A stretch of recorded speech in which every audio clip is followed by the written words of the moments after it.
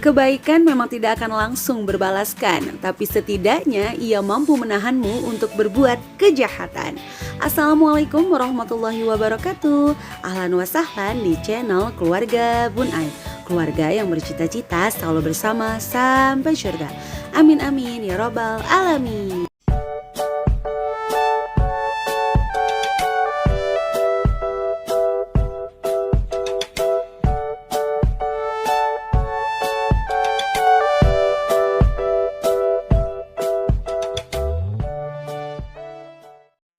Gak terasa ya Mams, udah malam hari aja. Kegiatan rumah tangga emang itu-itu aja sih. Seputaran dapur, anak-anak, mempersiapkan bekal. Ya seolah-olah kegiatan yang menjenuhkan. Tapi balik lagi Mams, jenuh atau tidak adalah bagian dari perasaan. Jadi kalau kita bisa kontrol perasaan kita, insya Allah kita akan selalu bahagia. Kita bisa bahagia, kita bisa kontrol perasaan kalau kita tahu tujuannya. Tujuannya menjadi ibu rumah tangga. Balik lagi, bukan menjadi lebih baik dari ibu pekerja atau merasa lebih baik dari ibu berkarir, tapi ini murni yang terbaik untuk keluarga. Keluarga siapa? Ya keluarga kita Mams. Oke deh, untuk hari ini kembali ke video pengaturan keuangan. Sekali lagi mohon maaf kalau suaranya masih serak-serak banjir ya Mams. Bukan basah lagi nih si banjir ya. Tapi insya Allah kalau untuk dipakai ngomong masih enak sih Mams. Tapi takutnya dipakai dubbing kan Bunda nggak tahu nih enak apa enggak gitu.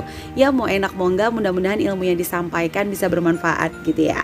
Oke deh, untuk hari ini ada ibu rumah tangga nih Mams. Dari satu anak gaji suaminya 2 juta rupiah. Terus dia selalu bilang masalahnya sebelum gajian tuh uangnya selalu habis, apalagi banyak kondangan dan lain-lain.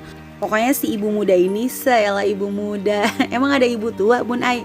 Enggak, karena memang usianya masih 23 sampai 24.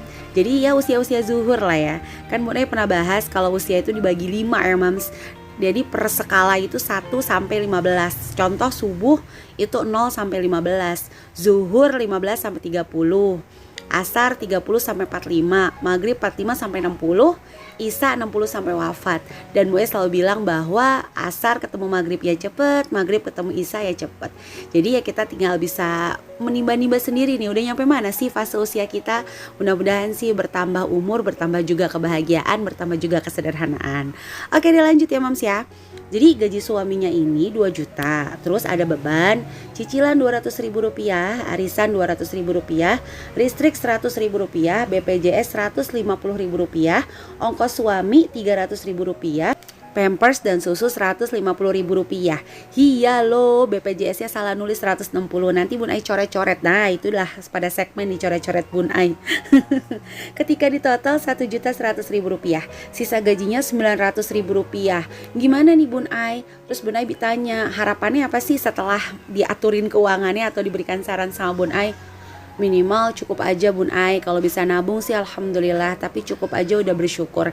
Jadi intinya sampai gajian lagi cukup aja udah bersyukur. Oke deh, sebelum pengkoreksian, pengkoreksian lagi.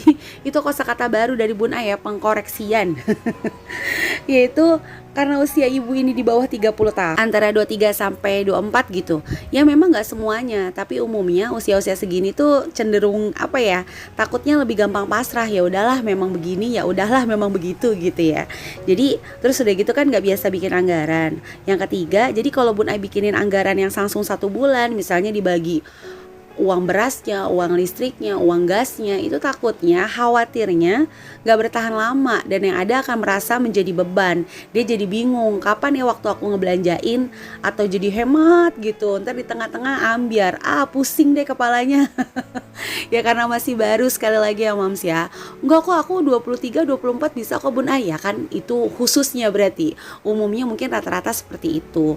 Sekali lagi, yang namanya menjadi ibu belajarnya ya sampai kapanpun. Bun Ai juga masih belajar kok ya. Oke, langsung ya ke segmen pengkoreksian ini. Sisa gaji Rp900.000. Langsung aja kita belanjain kebutuhan pokok yang memang 1 bulan harus ada.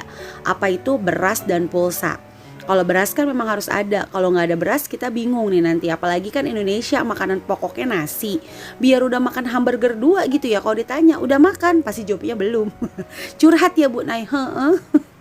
Sekali lagi ya, jadi berasnya 10 kilo, Bun Ai anggarin 120.000 lah ya. Bisa untuk 10 sampai 15 kilo. Pulsanya Bun Ai anggarin Rp50.000. Nah, nanti ketemu angka Rp730.000 untuk sisa gajinya. Nah, Neng cantik, nggak usah bikin anggaran dulu ya, nanti keder. Kalau saran Bun Ai, pakai karet gelang aja yuk. Ada ya di video Bun Ai selanjutnya, metode karet gelang. Itu enak banget tuh bagi teman-teman yang punya gaji mingguan, bisa dipakai. Oke, jadi langsung aja. Kamu nanti sisa 730.000, sayalah kamu. Maksudnya kamu yang curhat sama Bun Ai kalau denger ini ya. Ketika sisa 730 langsung dikaret-karetin gitu ya, 150, 150, 150, 150. Jadi nggak usah mikirin pakai dompet keuangan lah, pakai dompet apalah. Nanti sedih kalau pakai dompet keuangan yang keisi cuma 4 slice, nanti sedih sisanya nggak keisi, ya nggak? Jadi dikaretin terus dimasukin ke kaleng. Nah, diambilnya per minggu ya sayang, 150, 150, 150, 150. Itu untuk setiap minggunya. Bun Ai sih karena dia anak satu, terus suaminya bekerja, usianya masih muda, Bun Ai berharap dia setiap minggu tetap keluar. Meskipun keluarnya tuh beli kebutuhan dapur, belanja sayur gitu. Khawatirnya dia belanja bulanan, terus minggu kedepannya, minggu ketiganya nggak ada hiburan. Jadi anggaplah minggu pertama, kedua, ketiga, keempat tetap jalan-jalan tapi belanja gitu. Jadi kamu bisa ngukur, aku nanti kok, aku happy kok nanti setiap Sabtu nih kita bisa lihat sisa belanja sayurnya berapa, belanja dapurnya berapa. Nah, jadi kan jaraknya nggak terlalu lama nih. Kalau 1 bulan nanti takutnya lama. Apalagi kan ini mohon maaf ya, gajinya kan pas-pasan nih kata dia 900.000. Ya secara logika kita sama-sama, memang mungkin saat ini untuk memenuhi kebutuhannya aja gitu ya. Jadi biar gimana caranya dia belajar tapi nggak stres. Kalau Bun Ai sih pengennya kayak gitu ya. Monggo, ini saran, bisa dipakai bisa enggak. 150, 150, 150 itu nanti setiap minggu dikaretin, jadi ambil setiap hari Sabtu atau Minggu bisa keluar. Komposisinya untuk dapur, contoh minyak, kecap gitu ya, Rp30.000, deterjen dan lain-lain lah. Sayurannya Rp75.000, insya Allah cukup. Karena anaknya juga baru 1 kan. Tenang sayang, nanti hari Sabtu atau Minggu bisa jajan kalau sisa, oke? Nah, ini ada Bun Ai anggarin juga kok untuk jajan 20.000, sedekah 5.000. Sekali lagi pokoknya Bun Ai minta maaf kalau nganggarin sedekahnya nggak besar gitu ya. Karena buat Bun Ai pribadi, ya sedekah itu sekali lagi keikhlasan dari diri pribadi. Jadi mau dibalik, ya udah aku jajannya 5.000 aja Bun Ai. Aku sedekahnya 20.000 ya silahkan. Tapi karena punya anak 1, Bun Ai pikir sedekah terbaik juga ke keluarga, jadi ya nggak apa-apa, jajannya 20.000 aja, sedekahnya 5.000. Sedekah 5.000 bisa dapat apa? Banyak. Bisa beli deterjen, nyuciin mau kena musola, atau dikumpulin 2 minggu bisa beli sendal jepit. Banyak lah pokoknya. Jangan berpikir sedikitnya aja, kita cari hikmah di balik ujian. Saelah kultum lagi, Bun Ai belum Ramadan juga. Oke deh mams gitu ya. Jadi nanti akan ketemu angka 130.000, sisanya Rp20.000. Nah, sisanya monggo buat dana darurat kalau ada yang kondangan atau misalnya ada yang sakit atau apa gitu.